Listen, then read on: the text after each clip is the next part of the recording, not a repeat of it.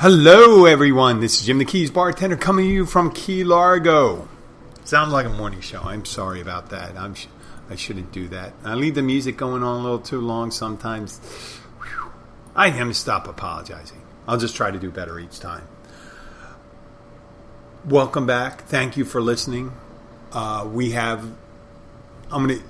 have to go and do some. Let's see. We're in the Florida Keys, and I guess a lot of the people that listen to the show are. Let me give you a rundown of what in the last 30 days. Let's do the geolocation. We have 80%, almost 80% of the listeners are from the United States.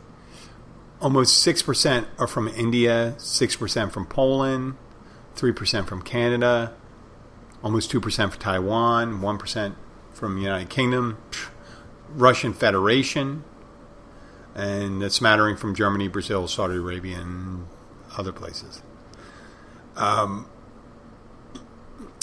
me see. Chicago, Illinois, Lexington, Kentucky, Towson, Maryland. These some of the places. Melrose, Massachusetts, Elkhorn City, Kentucky, Ottawa, Canada, Portsmouth, New Hampshire, and of course, good old Key Largo. So, if we look, let me see if I go back. I can go to the last 12 months. Let's see the last 12 months. Key Largo, Tavernier, Miami, Key West, Jacksonville. That's 5-3, 6, 9, 22%. Let's say 30% are from South Florida. That's pretty good. And the rest is other places. South Florida and Florida. Maybe 30% is Florida. And 70% is every place else. That's amazing. I mean, if you have a radio show, I don't get the listeners. Why would the listeners want to know about the Key Largo experience that live in Key Largo or Marathon or Key West? And I do appreciate that. But I do acknowledge it and I do appreciate it. And sometimes I doubt what I'm doing is the right thing. This is episode 455. 455. I keep on screwing up the episode numbers because there's so many of them. 455 of anything. That's, if I did one every day, that would be 15 months. Right? And that would be, for the amount of hours, let's say there's 400 hours of content in there. And how many hours are in a week? 168 or something like that. Was it 24 times 7? 40, so it's 28. And 168 hours a week. So that's a little over, if you listen to it continuously, 2.5 weeks. 18 days. You could play for someone who's in a coma for 18 days. Play the Keys Bartender podcast back to back. I mean, they could come fucked up and go, so I had this most horrible nightmare. They'll come when they come out of the coma and say, I was just thinking I was this man in his 50s that lived in the Florida Keys, and he would just say these boring ass shit all the time. He was kind of nasty sometimes. He wasn't that funny. And I just felt like I was trapped. It was just, oh my God, what a horrible... No, I hope that's not the way it is.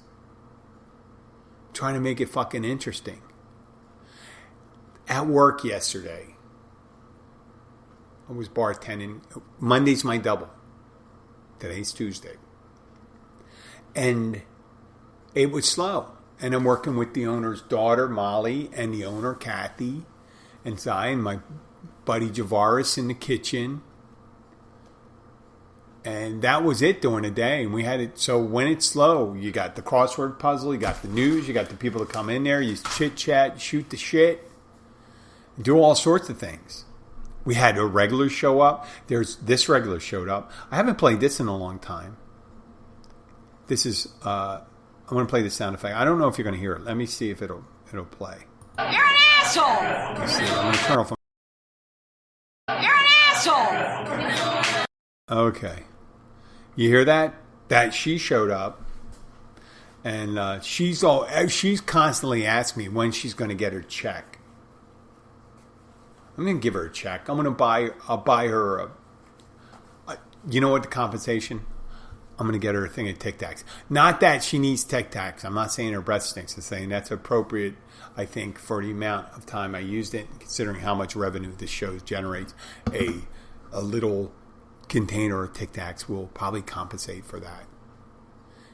Unless things get, if you do share the show with your friends and it becomes a hit, well, I don't think, how fucked up would that be? Right? That this little show. But when it's slow, this is what I do. I write things down and stuff like that. There was I started thinking about tipping culture. We did this several times before in a show. People tipping, not tipping. I belong to several industry groups. And a lot of times people complain about, and rightly so, that they'll work a big party or a small party, whatever. But let's say they get a check, they're working a big party and the check is $400. I mean, fine dining, $400 is nothing. You could do that with 2 people, no problem. Real fine dining. But $400 and someone leaves them like 11 cents. That sucks. That sucks because, you're getting paid $2.25 an hour. And that's mainly just for taxes. And a lot of time, it's just... But bartenders get a little more. I get more taken out of my check, so I don't have to pay at the end of the year. I try to get near a wash or just a little of a refund. Or if I earn extra money doing my side jobs, I want to be able to have excess money in there to pay that taxes. So... And luckily, I'm not in a state that has state taxes. So, Florida's fucked up in a lot of things, but they don't have state tax. You don't have to. It's simpler there for simpler people, right? Not that some people aren't so simple, but I think we pretty much, if you're listening to the show, you can pretty much agree that Florida's a fucked up state. I mean, naturally, it's a fucked up state. If you think about it. Where else can you go? Go outside, get dengue fever from a mosquito bite, almost get eaten by a crocodile, or crushed by a Burmese python, right? And then if a bull shark can come up and eat you, or a barracuda. When are we going to get the piranha? The piranha would be the next best thing and stuff like that, but.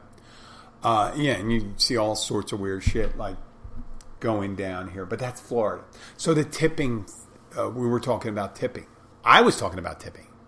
And hopefully you're interested in that. And what I'm going to talk about is not bitching. I'm not bitching about tipping right now.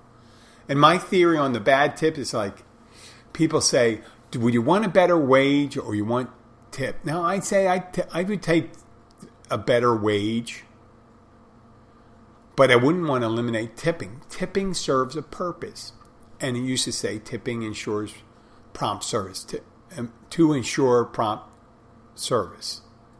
But I don't...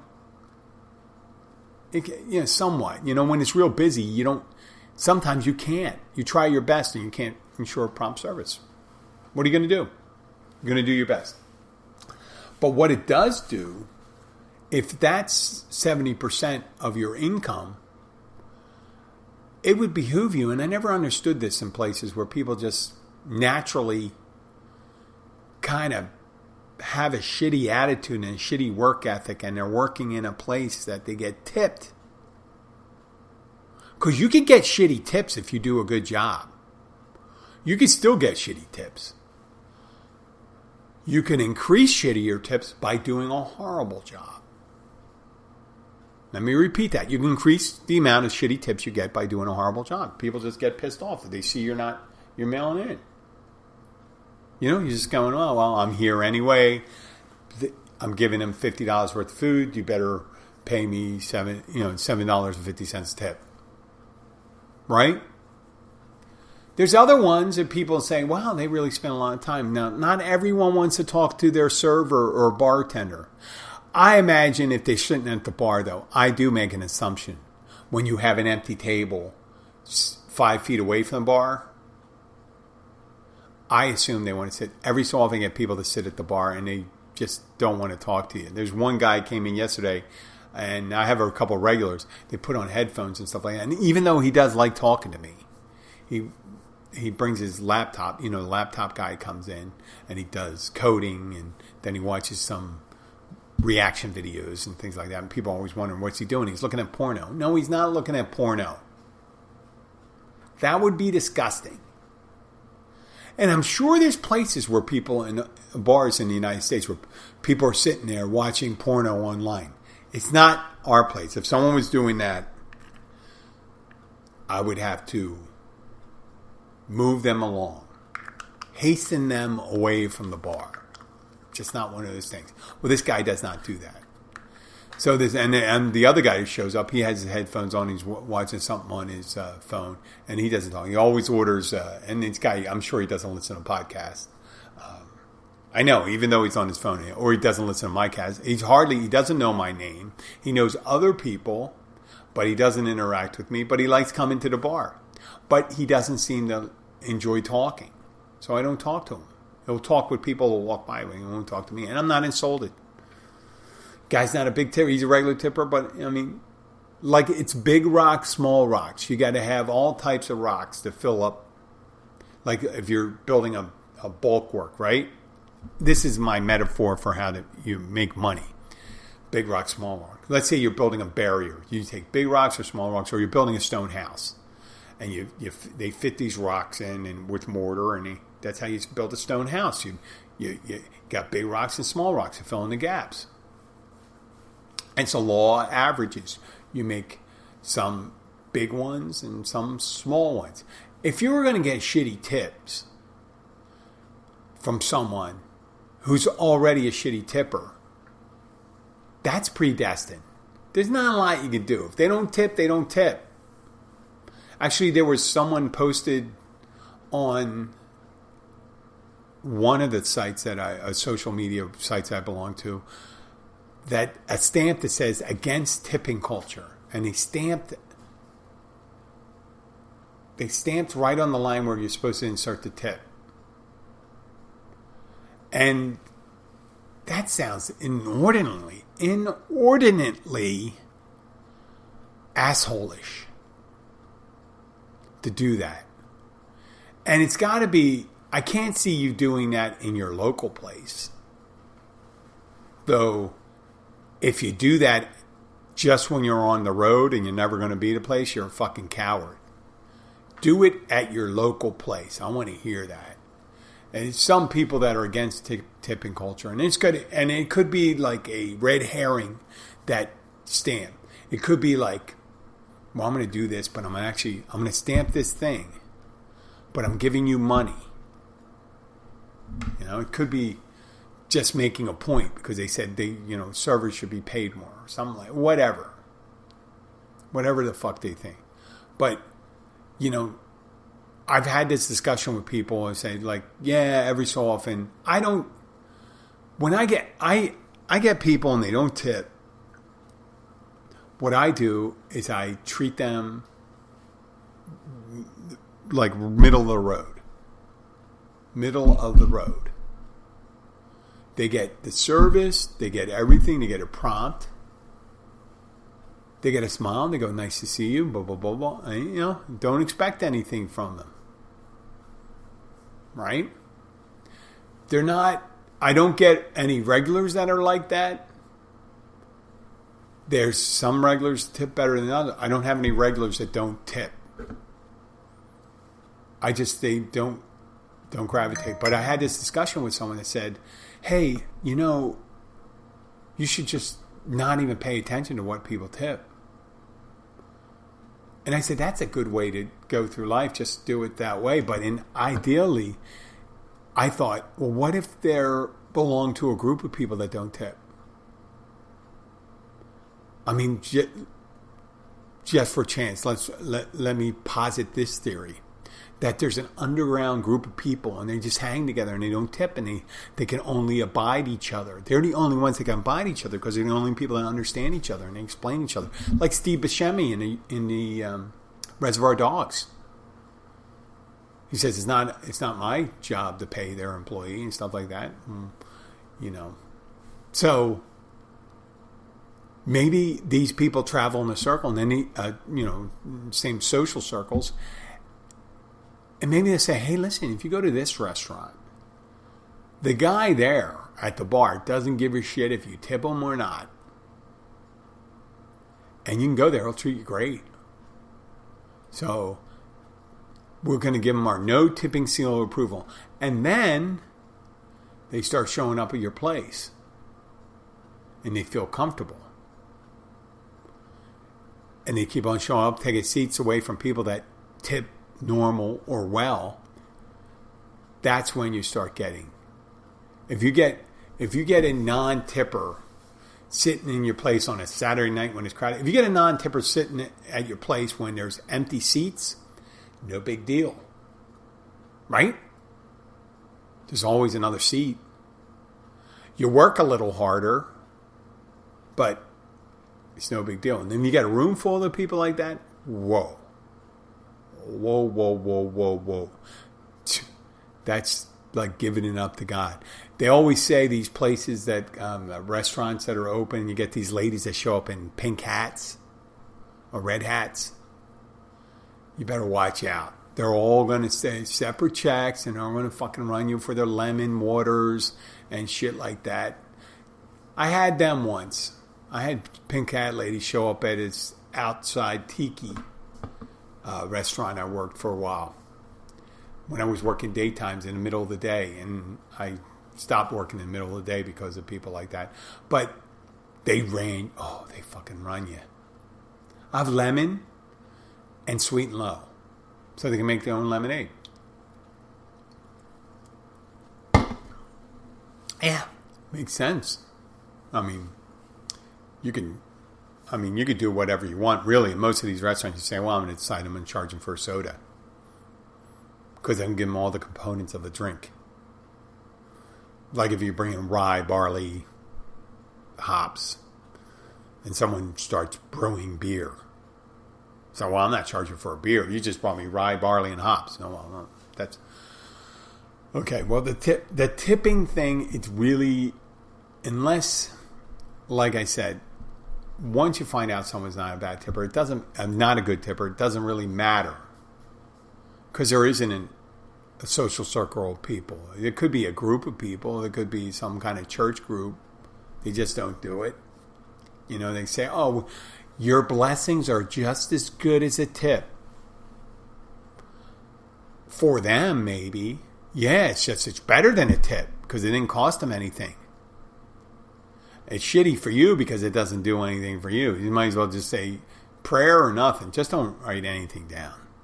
You don't have to say anything. If that's your thing, because it really doesn't change the dynamic of my day.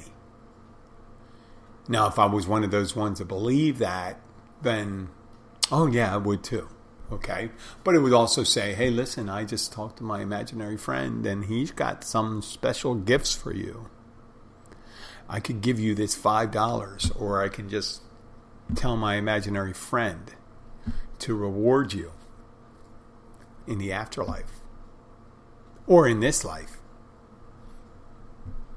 Oh, you know what? What are you doing on Sunday? Because my friends and I, we meet down at the Unitarian Pentecostal Church of the Everlasting Skinflint. Yeah, and then we go out to lunch and we don't tip. But that's all right. God told us it was all right.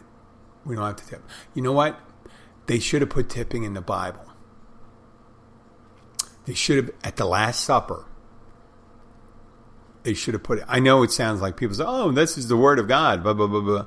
Well, now there's stories and stuff. But whoever, the King James Bible, when they did the translation, they should have said, it should have been Judas at the Last Supper, right?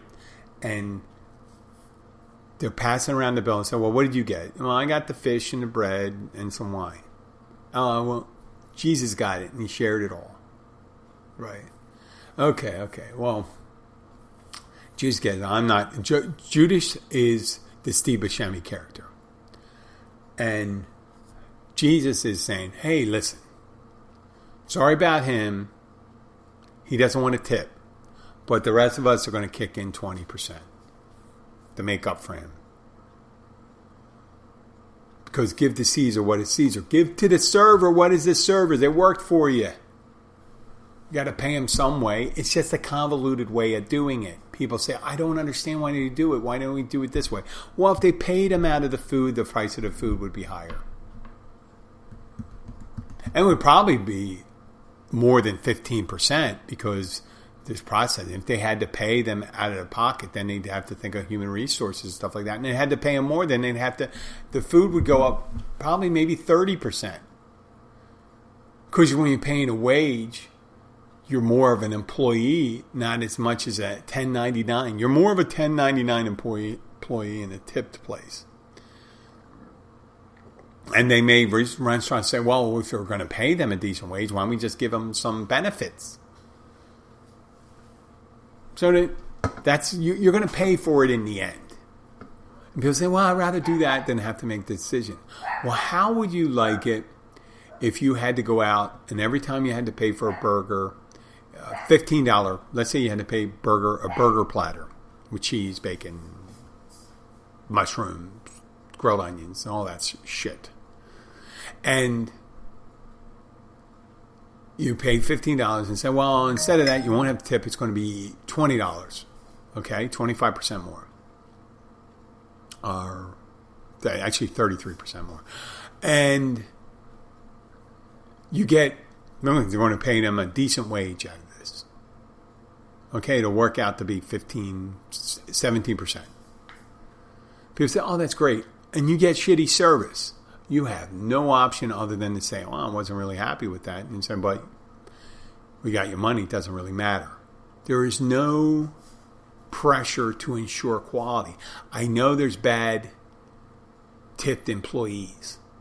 I know there are. But there's most people, they'll pretend to be good. Pretend to give good service. And pretending to give service is almost the same as giving good service. You don't know what someone's in their head. You know, if they weren't concerned about the tip, you ever see the stories about how kind of standoffish and almost hostile French servers are, waiters, in the Parisian cafe, like how rude they are? Because the tip's included. They don't have to pretend. Now, I posit this theory that French waiters in Paris are no more pissed off or hateful of their clientele more so than in the U.S. It's just that in the U.S. they hide it. Okay? They hide it. And you want people to hide that. You know, if someone's disdainful for you and like this, you're thinking the whole time, oh my God, this guy spit in my food. Oh, his thumb is in my Jell-O. Right? He sneezed in my potato soup. This is blue cheese, or really bad ranch. Why is my ranch lumpy? There's no blue cheese. Is that blue cheese? No, that's just mold. No. So there's all sorts of shit you're going to go through. Less quality control and stuff like that. Every time that someone shows up at your table when you're being tipped, you're showing up for your employer. That's the visual, you think. The mentality is like, this is the person that's paying me this moment. If you got a 5-table section, That's 1/5 your employee at the time if all the tables are filled. Now, if you're paid out of the price of the food, yeah, you're still working for that person. You still want to get good reviews, but you don't have to. You're not going to get any more. Now, some people do that. You're right. Some people do tip more.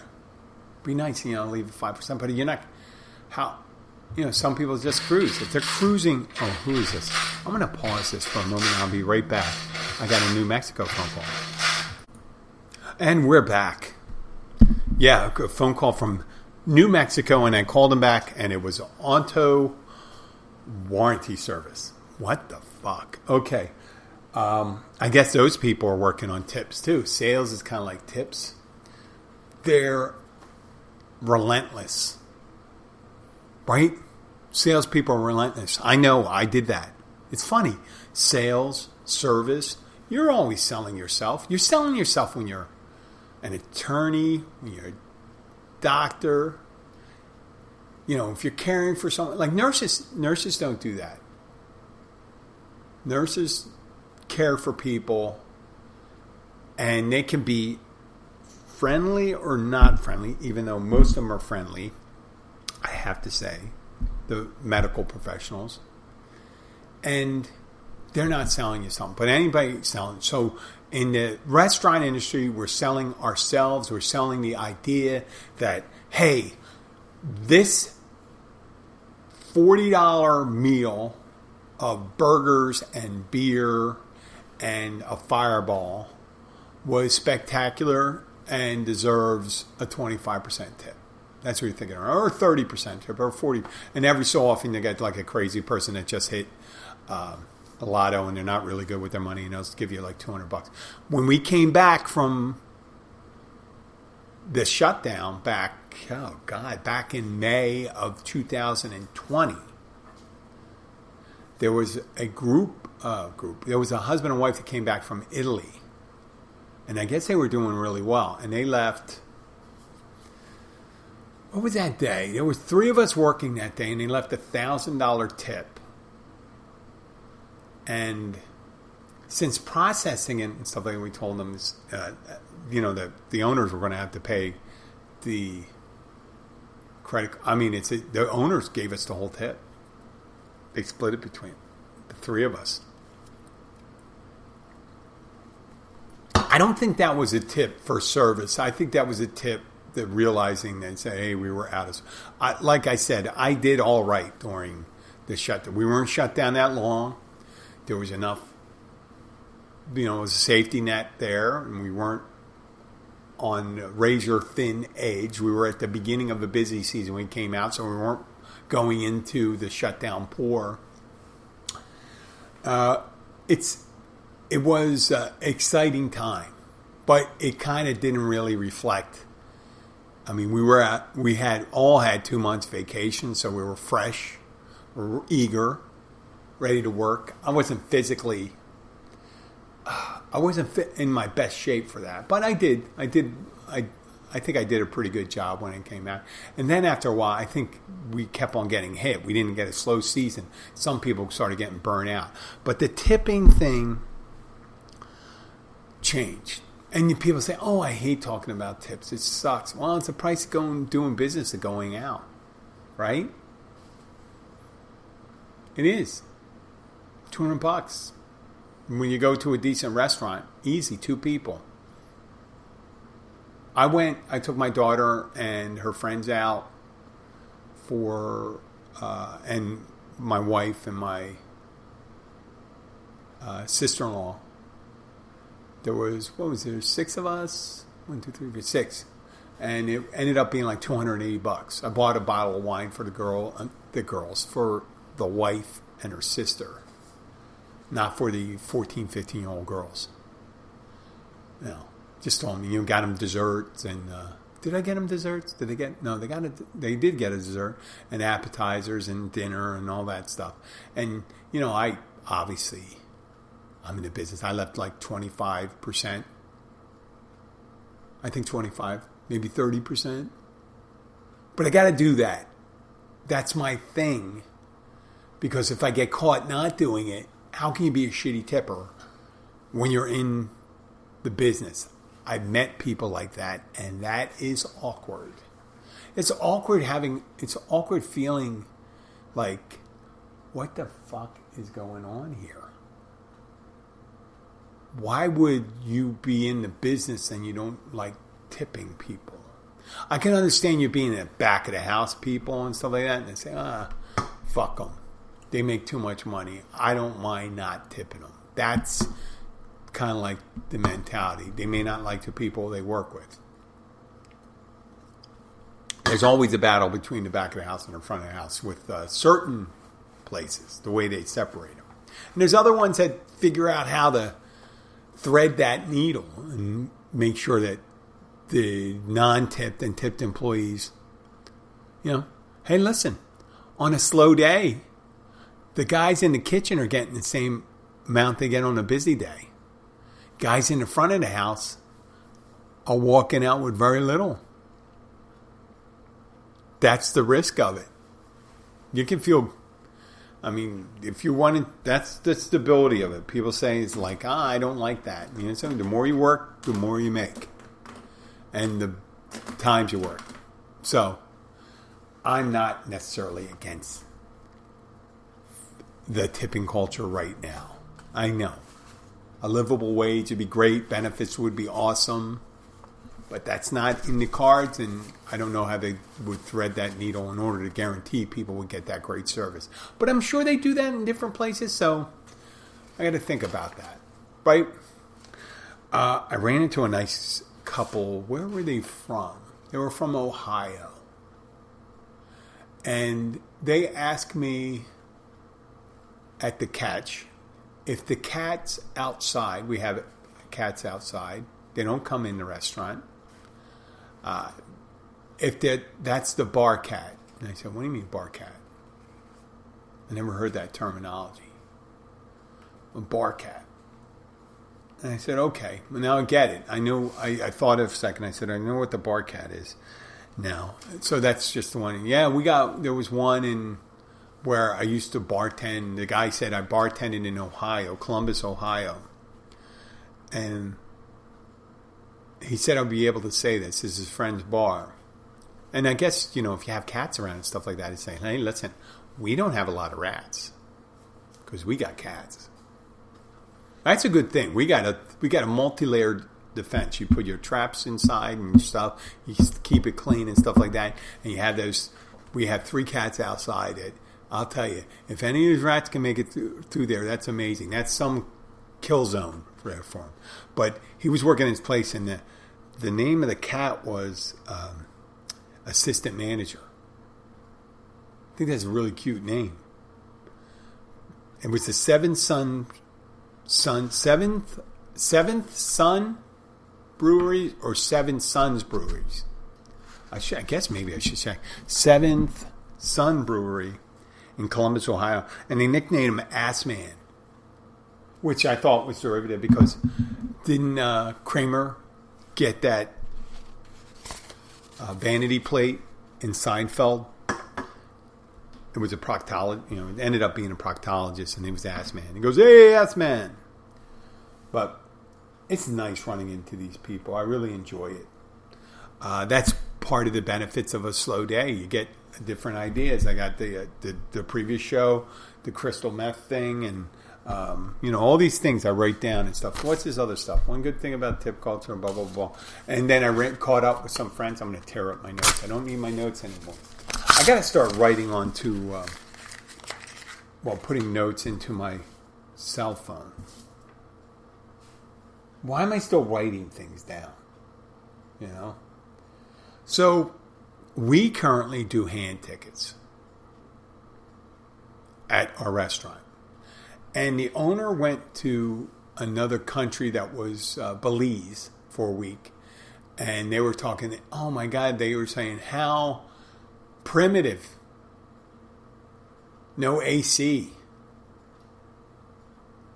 No AC, no Wi-Fi, none of this stuff. But they said, the daughter of the owner said, she found it funny. Every place had a POS system. POS system, computerized system. So, in our place, when we're doing things, we got to write everything down. We got to price everything out. You got to add it up. And it's like old school. That's how you used to do it all the time. But now, because all the items we got all different prices and stuff like that, you just got to remember it must have really been tough being a cashier in the old day, because you got to go and price it. You see this stuff, you go, I add this together, blah, blah, blah, this is what your total is. So, yeah, we do the same thing. We have to add the tax in at the end. And if someone needs to split it, we do the math. Luckily, I'm good with division. I can do 3, 4, 5, whatever. I was good. I paid attention in 5th grade. But yeah, it was funny. In the beginning, I hated having the idea to do a hand ticket. I really hated it. And now I'm kind of adept at it. I still have shitty handwriting. That's the bane of hand tickets for the kitchen. Because don't you fucking know, when you're writing something out and you look at it, I mean, my handwriting's so bad sometimes I don't even understand what I wrote. Like, I have some in it. Let me see. I'm going to go back to like a couple weeks. I guess a couple weeks. I'm not going to go that far back. Okay. Oh, no, this was about Philly. Okay. If all goes well, I'm going to go. Oh, no, this is good handwriting, so I understand that. Florida Keys, gambling, brothels. What the hell was I talking about there? Patient. I mean, I guess my handwriting depends on what I was doing at the... Oh, here we go. Ben Affleck. What the hell am I talking about? Ben Affleck, Christopher Reeves, Jim Carrey. Oh, this is... I guess my handwriting's pretty good here. But I'm saying, I'm in a hurry, my handwriting can get really shitty. And I'm not drinking anymore. I haven't drank in a long time, so... But... Yeah, Phoenix, that was on the University of Phoenix, blah, blah, blah, blah, blah. Yeah, I guess I can understand my handwriting. But on checks, sometimes I don't understand, what did I write? What is that? I don't know. I don't know what I wrote. Well, how's the kitchen supposed to know if you don't know? I don't know. I don't know the answer to that. But yeah, they got to deal. They got to deal with the handwriting. We got to deal with, people say, how did you screwed up the pricing on this one? I'm almost like, well, if it's in the computer, the computer rarely ever screws up. Right? So, there you go. The one thing about a POS system is the printing. But if you ran out of ink and you're not, refilling your ink or the tape or whatever, stuff like that could happen too. With a check. And you got universal, and everyone's got to know their abbreviations. And fucking, you know how I am with abbreviations. Or, what's that thing? Anagrams? Not anagrams. Whatever the fucking thing when they use the thing like stop, or any type of thing where they use the initials to hungry, angry, lonely, to halt. That's the principle from A. Whatever that is, when you use a word to symbolize ideas, that's exactly what words are. I'm talking about using other words, like a word like halt, to symbolize hungry, angry, lonely, and tired. And I know what that. And I just can't remember. Oh, an old man thing. I can remember actors' names. It escapes me right now. And then it'll just pop in my head, and I'll just go myself. And I go, Ruth Buzzy! Fucking Ruth Buzzy. No, it's just like that. That's what happens. And I don't believe it's all Alzheimer's and stuff like that. I think it's knowing all this shit, and your brain is trying to access it, which I have a hard time doing. So...